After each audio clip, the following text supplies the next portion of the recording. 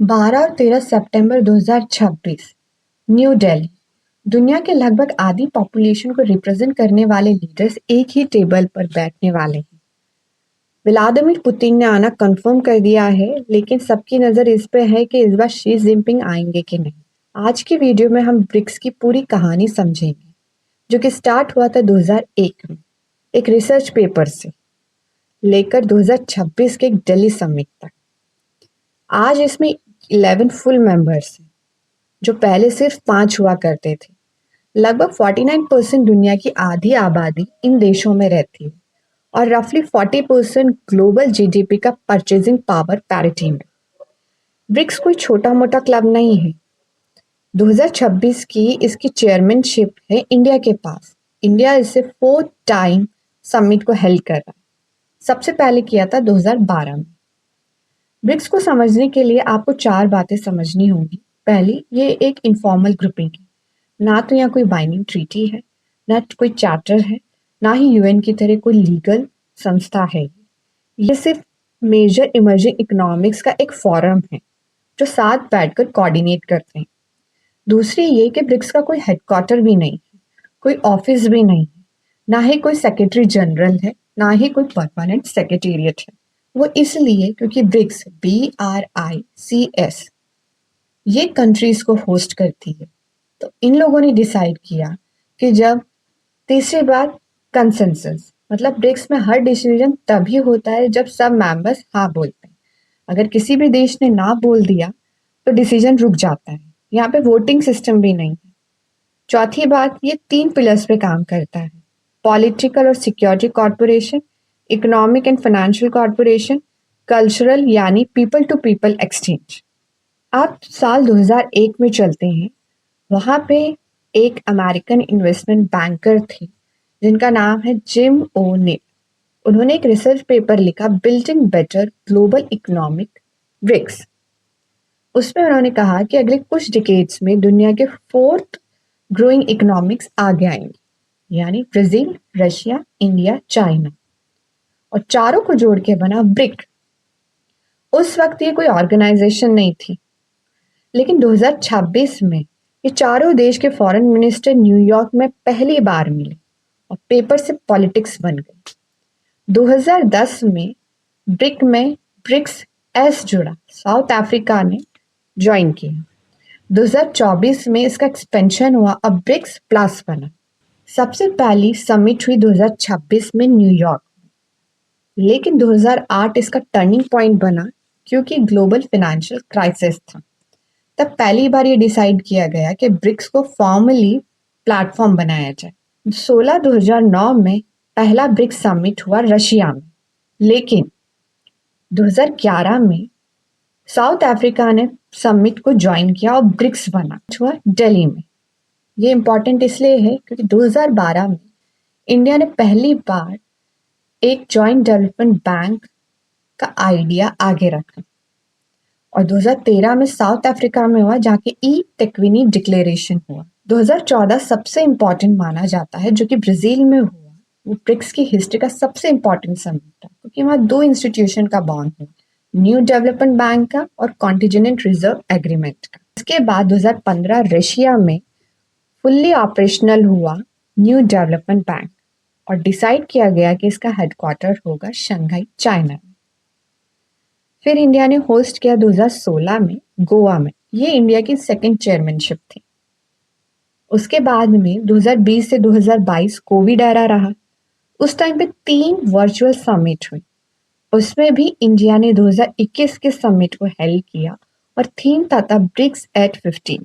2023 अगस्त में जॉन्सबर्ग में 15 समिट को भी हिस्टोरिक माना जाता है, क्योंकि यहाँ पे 6 नए देशों का फुल मेंबरशिप का इनविटेशन। कौन कौन थे ये 6 member? Argentina, Egypt, Ethiopia, Iran, Saudi Arabia and UAE. लेकिन ट्विस्ट यहाँ पर यह है कि अर्जेंटीना ने आने से मना कर दिया, क्योंकि वहां तब नए प्रेसिडेंट आए थे, वो प्रो अमेरिकन थे। उसके बाद में जनवरी 2024 में इजिप्ट, इथियोपिया, ईरान और यूएई ने एक्चुअली ब्रिक्स को ज्वाइन किया। इसके बाद में 16 समिट हुई रशिया में, जहाँ पे एक नया कॉन्सेप्ट आया, पार्टनर कंट्री, कि हम फुल मेंबरशिप ना देके एक ऑफिशियल पार्टनर या पार्टनर कंट्री नेम से कंट्रीज को इनविटेशन भेजेंगे। 2025 में इंडोनेशिया पहला साउथ ईस्ट एशियन कंट्री बना ऑफिशियली ब्रिक्स को ज्वाइन करने वाला। उसमें 2025 में पहली बार शी जिनपिंग एब्सेंट रहे। अब ब्रिक्स के फाउंडिंग तो 5 मेंबर्स थे, ब्राजील, रशिया, इंडिया, चाइना 2009 में और साउथ अफ्रीका 2010 से। एक्सपेंशन कैसे कैसे हुआ? इजिप्ट, इथियोपिया, इराक, यूएई 2024 से और इंडोनेशिया 2025 से। सऊदी अरेबिया 2023 में भी इनवाइट था, लेकिन कभी भी सऊदी अरेबिया ने ऑफिशियली इसको एक्सेप्ट नहीं किया है। अब टोटल पार्टनर कंट्रीज कितनी है? 10 हैं। Belarus, Bolivia, Cuba, Kazakhstan, Malaysia, Nigeria, Thailand, Uganda, Uzbekistan and Vietnam. ये कैटेगरी कजान समिट अक्टूबर 2024 में बनी, लेकिन 2025 से इफेक्टिव रही। पार्टनर समिट्स और मीटिंग्स में तभी आते हैं जब फुल मेंबरशिप का कंसेंस हो, कि सारे के सारे फुल मेंबर्स एग्री हो। फुल मेंबरशिप से पहले का प्रोविजन पीरियड माना जाता है, जो कि इंडोनेशिया ने भी फॉलो किया। अब हम आते हैं कि न्यू डेवलपमेंट बैंक, जिसे ब्रिक्स बैंक भी बोलते हैं, एक्चुअली है क्या? जैसे वेस्टर्न कंट्रीज के पास में है आईएमएफ और वर्ल्ड बैंक, वैसे ब्रिक्स के पास में है न्यू डेवलपमेंट बैंक। अब एग्रीमेंट तो साइन हुआ था 2014 में, ऑपरेशन ये हुआ है 2015 में, और इसका हेडक्वार्टर कहाँ है? शंघाई, चाइना में।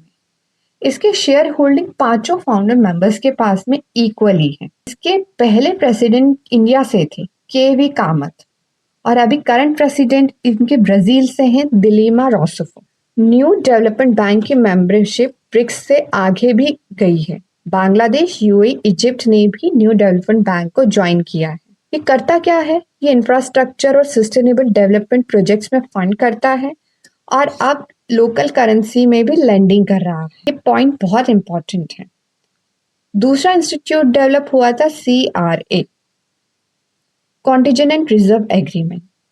ये ब्रिक्स का एक अपना मिनी IMF है, एक इमरजेंसी फंड। इसमें अभी $100 बिलियन का करेंसी स्वैप सेफ्टी नेट है, कि किसी भी मेंबर की करेंसी पर प्रेशर आएगा तो यहाँ से वो बैलेंस ऑफ पेमेंट क्राइसिस को बैकअप है।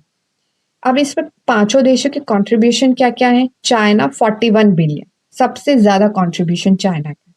ब्राजील, रशिया, इंडिया का 18 बिलियन है और साउथ अफ्रीका का 5 बिलियन है। ये ब्रिक्स पे और लोकल करेंसी का ट्रेड पुश है, एक vaccine R&D centre, business council और थिंक टैंक काउंसिल है, और हर साल NSA और फॉरेन मिनिस्ट्री की मीटिंग। इसमें ये डिसाइड कैसे होता है कि कौन किस साल चेयरमैनशिप या होस्ट करेगा? तो इसमें एक रोटेटिंग एनुअल चेयरशिप चलती है। इसके 4 रोल हैं। पहला, हर साल एक देश ब्रिक्स के चेयर होता है। इसका ईयरली कैलेंडर चलता है 1 जनवरी से 31 दिसंबर तक।